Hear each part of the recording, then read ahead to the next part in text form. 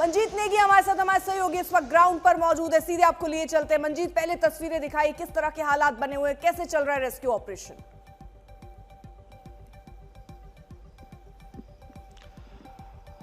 अर्पिता, उत्तरकाशी से गंगोत्री जाने वाला जो राष्ट्रीय राजमार्ग है, लगभग उसकी ये हर जगह पर कह सकते हैं कि 1 किलोमीटर पर ऐसे हालात हैं जहां पर लैंडस्लाइड की वजह से रास्ता टूटा हुआ है, लोग फंसे हुए हैं। और सुबह 5 बजे से मैं इस पॉइंट पर मौजूद हूं जहां पर लगातार 2 से 3 जगह पर इस तरह का मलबा फैला हुआ है। ये भागीरथी नदी है जिसके किनारे हम खड़े हैं। और आगे अगर भटवारी गांव की बात करें जहां पर ये पूरा बड़ा हादसा हुआ है, वहां तक पहुंचने के अभी तक के जो रास्ते हैं वो कहीं ना कहीं लगातार उन पर मलबा आ रहा है। बारिश अभी थोड़ी थमी जरूर है, लेकिन लगातार जो लैंडस्लाइड है उसको हटाने का काम जरूर हो रहा है। और 2 तरफ से एक तरह से कह सकते हैं कि कोशिशें की जा रही हैं राहत और बचाव की। एक सड़क के जरिए, चाहे ऋषिकेश हो, देहरादून हो, और दूसरे जो जिले के हेडक्वार्टर हैं वहां से पहुंचने की कोशिशें हो रही हैं, लेकिन उसमें अभी तक बहुत ज्यादा कामयाबी मुझे लगता है मिलती हुई नहीं दिख रही है।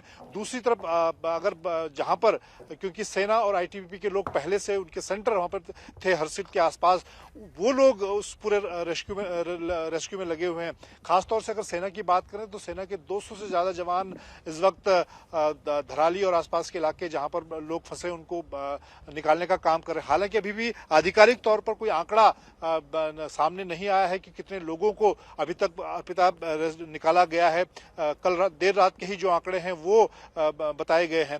इसके अलावा अभी भी ये कहा जा रहा है कि 50 से 60 लोग उस मलबे के अंदर दबे हुए हैं जिनको निकालने की प्राथमिकता है। और दूसरी तरफ जो दूसरा एक्शन, अगर मौसम ठीक होता है तो हवाई यानी कि हेलीकॉप्टर के जरिए, चाहे बात देहरादून से जहां मुख्यमंत्री आने की कोशिश कर रहे हैं, उसके अलावा सरसावा है, चंडीगढ़ है जहां पर भारतीय वायुसेना के मी-17, 2 चिनूक हेलीकॉप्टर, तमाम जो उपकरण हैं एनडीआरएफ और जो विशेषज्ञ हैं उनको लेकर तैयार हैं। लेकिन जैसे मौसम खुलेगा उसके बाद वो हवाई एक्शन शुरू होगा। लेकिन अभी भी लगभग कल 1:30 बजे का ये हादसा है, उसके बाद आज पूरी रात जो स्थानीय सेना और एनडीआरएफ और बाकी आईटीबीपी के लोग थे वो वहां पर राहत और बचाव के काम को अंजाम दे रहे हैं। मंजीत, जैसा हमें बता रहे हैं, अभी फिलहाल रेस्क्यू ऑपरेशन वहां युद्ध स्तर पर चल रहा है और जिस तरह का ये विनाश है वहां पर मौजूद लोगों के जहन में कैसी तस्वीरें छपी होंगी, आप इससे अंदाजा लगा सकते हैं। हर तरफ तबाही और मौत का मंजर वहां नजर आ रहा है। और इसके साथ ही साथ आपको बता दें, रेस्क्यू ऑपरेशन अभी भी चल रहा है। मंजीत, कितने लोग लापता हैं, कितने घर से लोग बेघर हुए हैं, कितनी जाने गई हैं, क्या इसको लेकर अभी अपडेट है?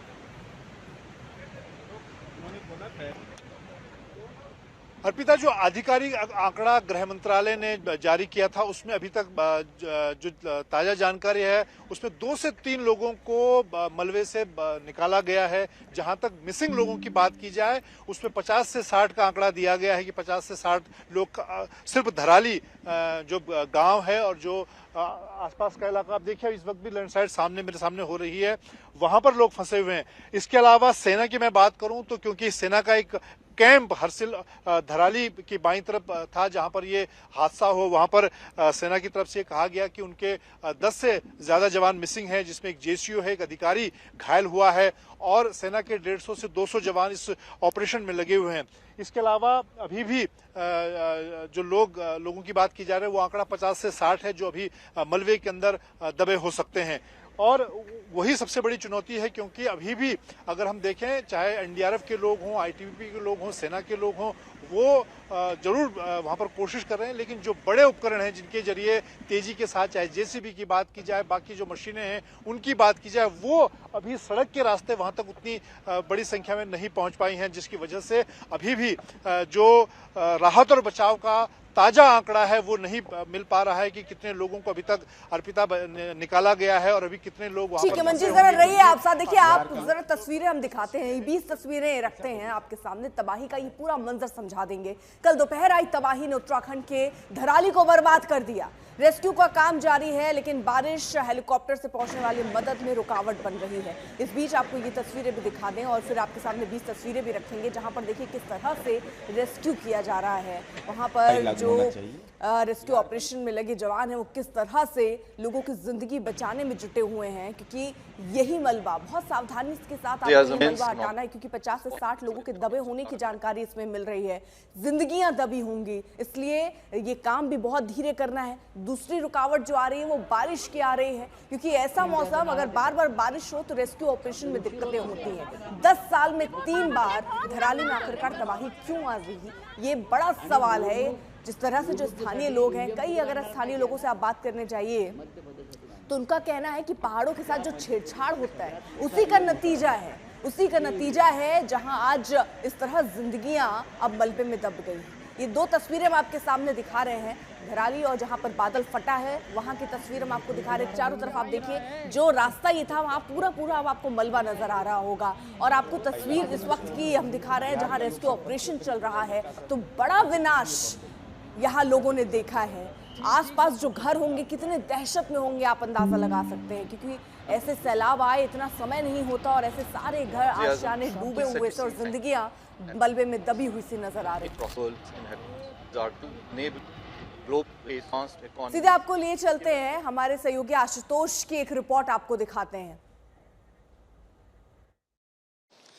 आज तक इस समय उत्तरकाशी में है, मुझसे लगभग 1 घंटे की दूरी पर आगे हर्षिल और धराली का इलाका है, लेकिन उसके ठीक पहले कैसे मौसम की तबाही यहां देखने को मिल रही है। राष्ट्रीय राजमार्ग जो गंगोत्री को जोड़ता है वो इस पूरे इलाके में 150 मीटर की पूरी सड़क खत्म हो गई है। कई बचाव एजेंसियां जो पीछे से आ रही थी उन्हें यहां से वापस लौटना पड़ा है। ये पूरा जो कटाव आप देख रहे हैं 150 मीटर का लंबा, सड़क लगभग 7 से 8 फीट नीचे बैठ गई और इसी के चलते ये सामरिक रूप से भी बेहद महत्वपूर्ण है, जो कि उत्तरकाशी को गंगोत्री और आगे हर्षिल से जोड़ता है। इसी रास्ते से होकर के तमाम मदद जानी थी, लेकिन अब ये रास्ता ही खत्म हो चुका है। रात भर बारिश हुई है, पहले सड़क का एक हिस्सा दबा और उसके साथ साथ अब पूरी की पूरी सड़क है और ये लगातार दब रही है। और इसी के ठीक नीचे भागीरथी जो है वो अपने पूरे प्रवाह में है। भागीरथी का गुस्सा दिखाई दे रहा है कि कैसे उसकी तेज जलधारा मानो सब कुछ अपने साथ बहा ले जाने पर आमादा हो। इस रास्ते से जैसे हम आगे बढ़ते हैं दूर के इलाकों में, वादियों में, आप मौसम देखें कि कैसे मौसम का जो अलर्ट था उसके चलते एक संभावना ये भी कि अगर बारिश इसी तरह तेज रही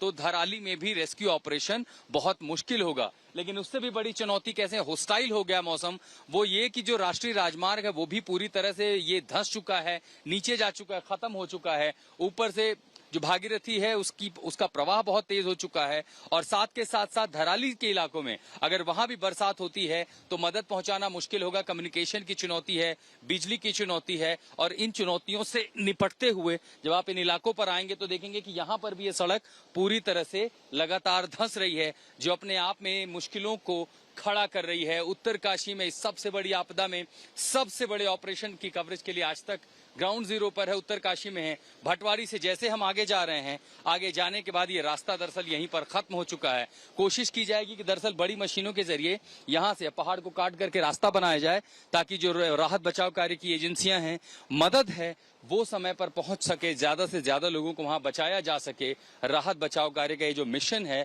वो पूरा हो सके। भटवाड़ी में दीपक बिष्ट के साथ मैं आशुतोष मिश्रा, आज तक।